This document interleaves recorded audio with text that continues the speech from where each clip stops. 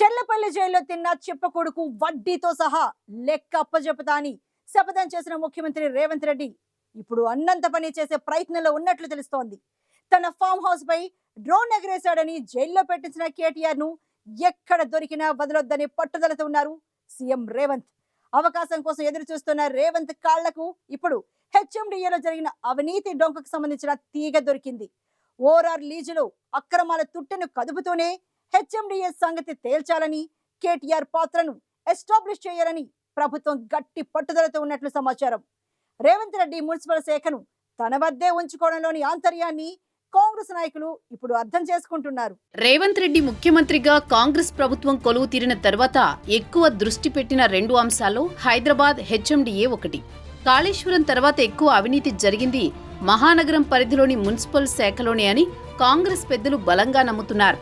అప్పటి ప్రభుత్వ పెద్దలకు బంగారు బాతుగా మారిన హెచ్ఎండిఏలో అసలు అవినీతి చేపను పట్టే పనిలో పడింది ఇప్పటి ప్రభుత్వం. ఇప్పటి వరకు తెర మీదికి వచ్చిందంతా పాత్రదారులే అని, అసలు సూత్రధారుల సంగతి తేల్చాలని ప్రభుత్వం గట్టి ప్రయత్నమే చేస్తోంది. హెచ్ఎండిఏ ఇచ్చిన అనుమతులు, ప్రసాదించిన మినహాయింపులు, చేసిన ఉల్లంఘనలు, అనుసరించిన విధానాలు అన్నింటి లెక్కలు తీసే పనిలో పడింది. ఏ అక్రమ కట్టడం వెనుక ఎవరి పాత్ర ఉంది, ఏ ల్యాండ్ కన్వర్షన్ వెనుక ఎంత చేతులు మారింది, ఏ మినహాయింపు వెనుక ఎవరి సిఫార్సు ఉంది అనే వివరాలను ఆరా తీస్తున్నది. హెచ్ఎండిఏ అధికారులు తమ వద్దకు వచ్చిన ఫైల్స్ ను క్లియర్ చేసే విషయంలో లంచాలు తీసుకుని తప్పులు చేశారా, గత ప్రభుత్వ పెద్దలే ఫైల్స్ ను క్లియర్ చేయించారా అని గోతులు తవ్వుతున్నారు.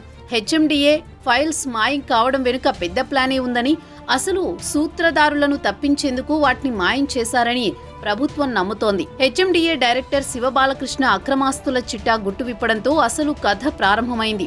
ఆయన విషయంలో లోతుగా దర్యాప్తు చేస్తున్న ఏసీబీకి అసలు లొసుగులు ఒక్కొక్కటిగా తెలుస్తున్నాయి. అనుమతులు ఇచ్చే సందర్భంలో ల్యాండ్ కన్వర్షన్లు చేసే విషయంలో నిబంధనలకు పాత్ర వేశారని, ఆశ్రిత పక్షపాతం చూపారని స్పష్టంగా తెలిపే కేసులు అధికారుల దృష్టికి వచ్చాయి. మున్సిపల్ శాఖకు మంత్రిగా ఉన్న కేటీఆర్ సిఫార్సుల మేరకే అధికారులు చాలా విషయాల్లో నిర్ణయాలు తీసుకున్నారని కూడా ప్రాథమికంగా గుర్తించినట్లు సమాచారం. దీంతో అసలు గడిచిన బీఆర్ఎస్ ప్రభుత్వంలో ఇచ్చిన అనుమతులు, మినహాయింపులు, కన్వర్షన్లు అన్నింటిపైనా విచారణ సాగుతోంది. ఏ విషయాల్లో నిబంధనలు అతిక్రమించారు, గత ప్రభుత్వం ఎక్కడ తన విచక్షణ అధికారాన్ని వినియోగించింది, ప్రభుత్వ పెద్దల ప్రమేయం ఏ ఫైళ్లలో ఉంది అనే విషయాలపై ఎక్కువ ఫోకస్ పెట్టారు. ముఖ్యంగా హైదరాబాద్ మహానగరంలో అపార్ట్మెంట్ల విషయంలో అనేక కట్టుదిట్టమైన నిబంధనలున్నాయి. ఎంత స్థలంలో ఎంత ఎత్తులో అపార్ట్మెంట్లు కట్టాలి, ఇప్పటికే రద్దీగా ఉన్న ప్రాంతాల్లో పెద్ద అపార్ట్మెంట్లకు అనుమతులు ఇవ్వాలా వద్దా, ఏ రోడ్డు ఎంత ఉంటే దానికి పక్కన ఎంత పెద్ద అపార్ట్మెంట్కు అనుమతి ఇవ్వాలి తదితర విషయాల్లో స్పష్టమైన నిబంధనలున్నాయి.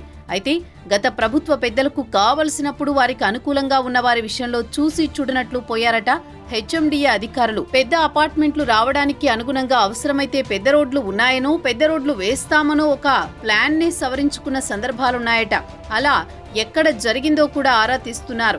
ల్యాండ్ కన్వర్షన్ విషయంలో కూడా అడ్డగోలుగా వ్యవహరించారట. బఫర్ జోన్లు, ఎఫ్టీఎల్ తదితర నిషేధ ప్రాంతాల్లో కూడా నిర్మాణాలకు అనుమతులు ఇచ్చారు. ఇలా చేసే అడ్డగోలు పనుల్లో పెద్ద మొత్తంలో చేతులు మారాయనే ఆరోపణలున్నాయి. బడా నిర్మాణాల విషయంలో బడా వ్యక్తులే ఎంటరై పనులు చక్కబెట్టుకున్నారని ఆరోపణలున్నాయి. బడా నేతే తరచూ హెచ్ఎండిఏ కార్యాలయాన్ని సందర్శించి మరీ తనకు కావలసిన పనులు చేయించుకున్న దాఖలాలు ఉన్నాయట. ఇప్పుడు ఏసీబీ నజర్ వేసిన డైరెక్టర్ బాలకృష్ణతో పాటు సీనియర్ ఐఏఎస్ అధికారుల కనుసన్నల్లోనే వ్యవహారమంతా నడిచేసరికి కింది స్థాయి సిబ్బంది కూడా తూచా తప్పకుండా అక్రమాలకు అనుమతించక తప్పలేదని వినికిడి. అన్ని అనుమతులు ఆన్లైన్లో ఇవ్వాల్సి ఉండగా కొన్ని వెంచర్లు అపార్ట్మెంట్ల వివరాలు నమోదు చేయలేదు. ఆ రికార్డులు, వాటికి సంబంధించిన ఫైల్స్ దొరకకుండా మాయం చేశారని తెలుస్తోంది. మాయమైన ఫైల్స్ ఏంటి, అందులో ఉన్న సమాచారం ఏంటి, ఏ నిర్మాణాలకు సంబంధించిన వివరాలు అందులో ఉన్నాయి అనే విషయాలపై విజిలెన్స్ అధికారులు ఆరా తీస్తున్నారు. హెచ్ఎండిఏ బాగోతాలన్నీ బయట పెడతామని సీఎం హోదాలో రేవంత్ ప్రకటించారు కూడా. హెచ్ఎండిఏ అనుమతుల బాగోతం ఇలా ఉండగా ఓఆర్ఆర్ టోల్ ప్లాజాల లీజు వ్యవహారం కూడా ప్రభుత్వానికి అత్యంత ప్రాధాన్యత అంశంగా మారింది. రేవంత్ రెడ్డి ప్రతిపక్షంలో ఉన్నప్పుడు ఓఆర్ఆర్ టోల్ ప్లాజా లీజు వ్యవహారంలో ఎంతో అవినీతి జరిగిందని మంత్రి కేటీఆర్, మున్సిపల్ శాఖ ముఖ్య కార్యదర్శి అరవింద్ కుమార్ ఇందులో సూత్రధారులని ఆరోపించారు. కేటీఆర్ కలిసి ఔటర్ రింగ్ రోడ్డు అమ్ముకున్నారు. అందుకే కాంగ్రెస్ పార్టీ కార్యాచరణ స్టేట్ విజిలెన్స్ అండ్ ఎన్ఫోర్స్మెంట్కు ప్రభుత్వ ఆదాయానికి గండిపడ్డప్పుడు విచారణ చేసి నివేదికలు ఇవ్వాలి, అందుకే స్టేట్ విజిలెన్స్ అండ్ ఎన్ఫోర్స్మెంట్కి నేను ఫిర్యాదు చేస్తాను.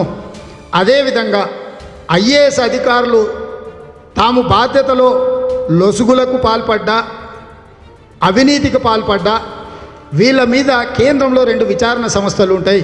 ఒక్కటి central vigilance commission, 2 DOPT department of personal training హోంశాఖ కిందకి వస్తుంది. Central vigilance commission autonomous body.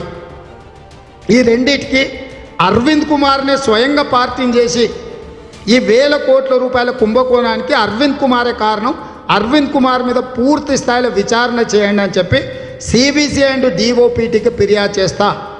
మూడవది, ప్రభుత్వ ఆదాయానికి గండిపడ్డప్పుడు మీకు అందరికీ తెలుసు, కాగ్ నివేదిక మనం అసెంబ్లీలో పెడుతుంటారు. కాంప్ట్రోలర్ ఆడిటర్ జనరల్ ఇచ్చే నివేదిక కొలబద్ద ఒక ప్రాజెక్టు నిర్మాణము, నిర్వహణ, దాని మీద పెట్టుబడులు, దాని మీద జరిగిన గోల్మాల విషయంలో CAG ఎప్పుడు నిరంతరము పర్యవేక్షిస్తుంటుంది.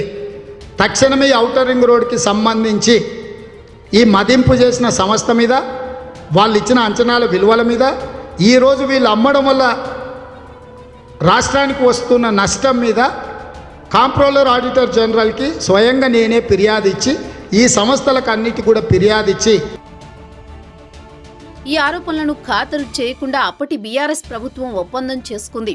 ఆ ఒప్పందం తెలంగాణ ప్రభుత్వానికి నష్టదాయకంగా, లీజు తీసుకున్న సంస్థకు లాభదాయకంగా ఉందని అప్పటి ప్రతిపక్ష కాంగ్రెస్ ఆరోపించింది. కాంగ్రెస్ ఆరోపణలకు బీజేపీ కూడా నాడు సపోర్ట్ పలికింది. బీజేపీ నాయకుడు రఘునందన్ రావు కూడా ORR టోల్ ప్లాజా లీజు విషయంలో భారీ అవినీతి జరిగిందని ఆరోపించారు. నాటి ప్రతిపక్షమే నేడు అధికార పక్షంగా మారి లీజు వ్యవహారంపై లోతైన అధ్యయనం చేస్తోంది.